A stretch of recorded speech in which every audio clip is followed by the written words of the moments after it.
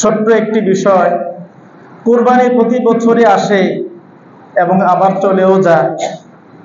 প্রতি বছর লক্ষ লক্ষ কোটি কোটি পশু কুরবানি হয়, লক্ষ লক্ষ কোটি কোটি মুসলমান এতে অংশগ্রহণ করে থাকেন। এই কুরবানি প্রতি বছর আসে, প্রতি বছর আবার চলে যায়, কিন্তু আমরা সেখান থেকে কি পেলাম? শুধুই কিছু পশু জবাই করা আর কিছু গোশত খাওয়া, আনন্দ উপভোগ করা, এই জন্যই কি আমাদের এই কুরবানি?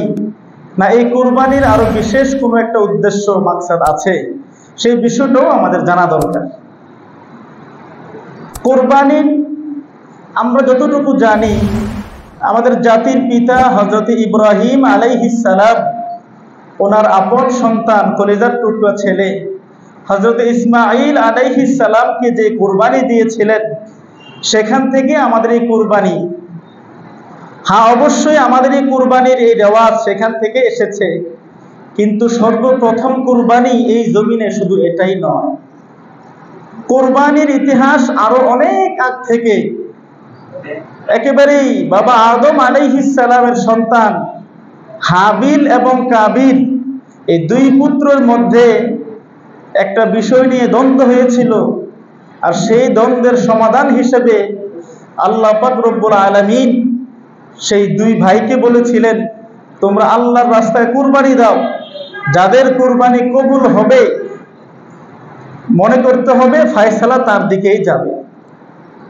আল্লাহ পাকের ইচ্ছায় হকের উপর ছিলেন, তাকওয়ার উপর ছিলেন আদম আলাইহিস সালামের পুত্র হাবিল। আল্লাহ পাক ওনার কুরবানি কবুল করেছিলেন। যুগে যুগে আল্লাহ তাআলা হক বাতিলের এক দ্বন্দ্বকে নিরসন করার জন্য যতগুলো মাধ্যম দুনিয়াতে দিয়েছেন, এর মধ্যে কুরবানি একটা বিশেষ মাধ্যম। এর মাধ্যমে আল্লাহ তাআলা উম্মতের মাঝে এই কথা প্রমাণ করে দেন, উনি হকের উপর আছেন আর উনি বাতিলের উপর আছেন।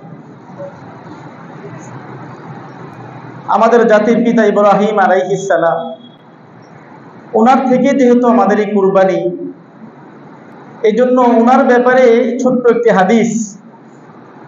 রাসূল পাক সাল্লাল্লাহু আলাইহি ওয়াসাল্লাম যখন সাহাবায়ে কেরামকে বললেন, হে আমার সাহাবারা, তোমাদের মধ্যে যাদের সম্পদ আছে, যারা পারো, তারা আল্লাহর রাস্তায় কুরবানি করো।